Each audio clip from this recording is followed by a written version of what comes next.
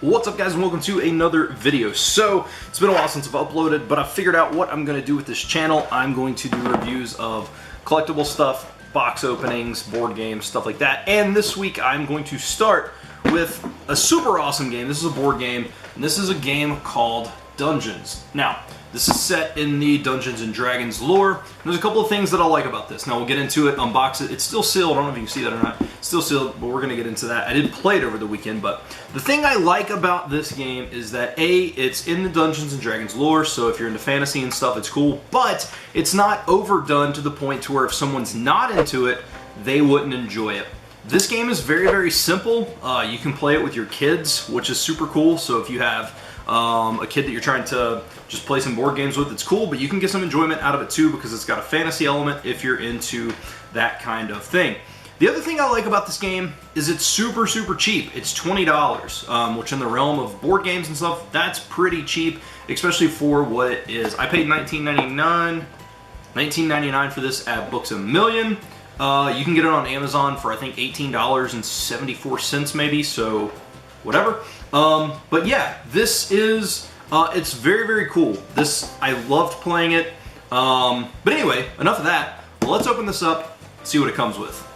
Here is the back of the box, a fantastic game adventure for the whole family. That is not true. Little description there on the back. It shows a little picture of the board. Got a chest down here, and then it tells you what it comes with. And it comes with 8 hero standees, 2 rogues, 2 clerics, 2 fighters, and 2 wizards. 165 monster, treasure, and spell cards, which I will get into. A rule sheet, 139 number lose a turn defeated and magic sword tokens, game board, and 2 6-sided die. So let's peel this open. Now again, I have already played this. I went over the weekend to an Airbnb with a buddy of mine from Florida, and a bunch of people showed up. We all played the game, and it was a blast. And I said, man, I've got to go out and pick this up. So here we go. Open the box. All right, first out of the gate, we got some different stuff. Little ad, I guess. And here we go. This is actually the rule sheet right here, which we can get into in just a little bit.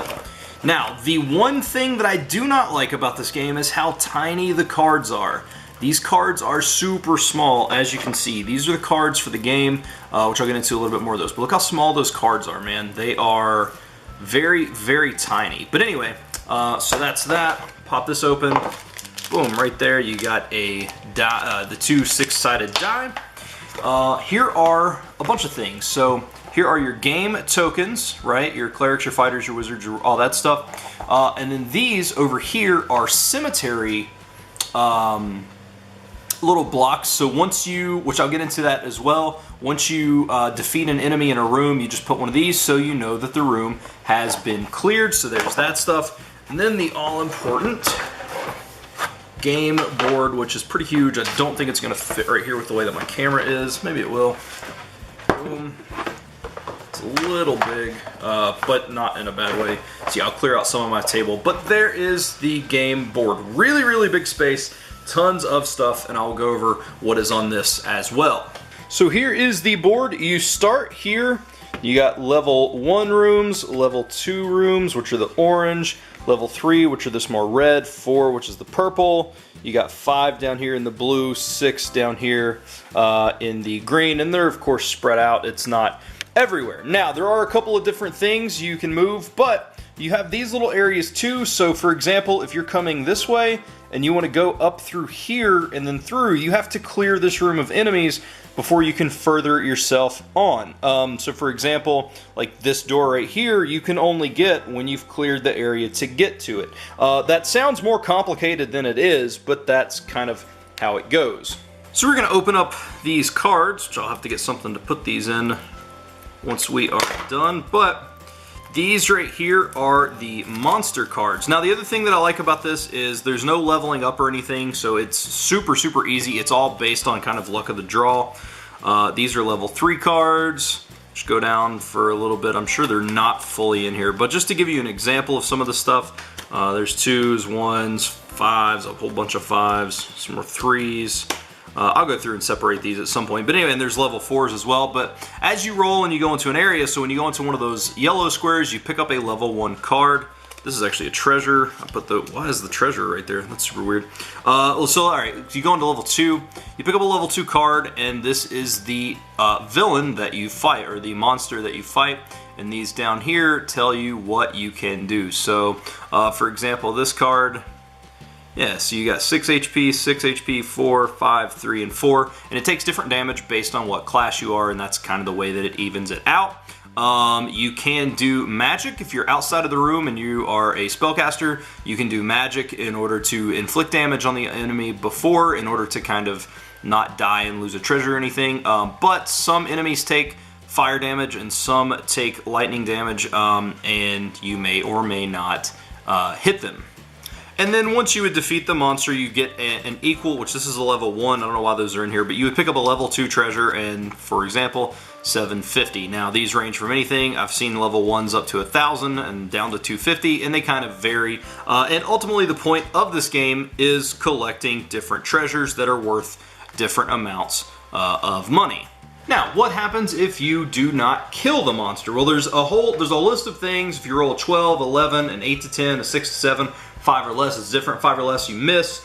6 to 7 is stunned, you drop a treasure. 8 to 10, you are hurt, you drop 1 random treasure and move your hero back 1 space. Anyway, there's a bunch of stuff, and you can look at those. But basically, you would put this card down by a number at the bottom of the board, which will be numbered 1 through 12. You put that there, and then you put one of the numbered tokens here on the room that you were in. That way you can go back to it. Basically, you drop a treasure, as I said, 1 random treasure, and then once you would go back in and defeat it, that's fine. But if you don't defeat it, someone else can come in there and steal your treasure, and that's the whole point of the game, is treasure collecting. So, you got to be careful about what you do. But anyways, that is the game. That is Dungeon. The thing that I love about this game the most, this is all the rules. Now, there is a more expanded version for a little more in-depth, but you can play it just off of this, and that's pretty much it. Down there is the calculation for what you need to win. Each class gets different. Rogue, you have to have 10,000 gold, Cleric, 10,000 gold, Fighter, 20,000, and Wizard, 30,000. That's based on the power of it. Like a Wizard can kill a lot of things, and obviously a Fighter's stronger, so they have to have a little bit more. But that is it. There's also solo ways to play this, so if you want to play this game by yourself, you can. There's actually lists of things to do in here in order to do that. There's a whole mode on solo play and different ways you can do that to make it interactive and fun.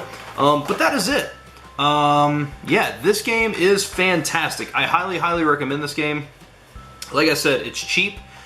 Something for fantasy lovers, you can do that, and your kids or wife or somebody else should enjoy it, because it doesn't rely on the fantasy element. It's just kind of a little added bonus for you. So yeah. Now, I'm probably going to set this up, and I may try a solo game for myself just to see how it does. There's one specific mode where you become hunted. You take a level 6 creature at random and then basically try to chase yourself. You obviously have to play fair, but that's kind of a cool thing to do by yourself. So I am going to leave that there. Let me know what you guys think. Thank you guys so much for watching. I hope you enjoyed, and I'll see you guys in the next video.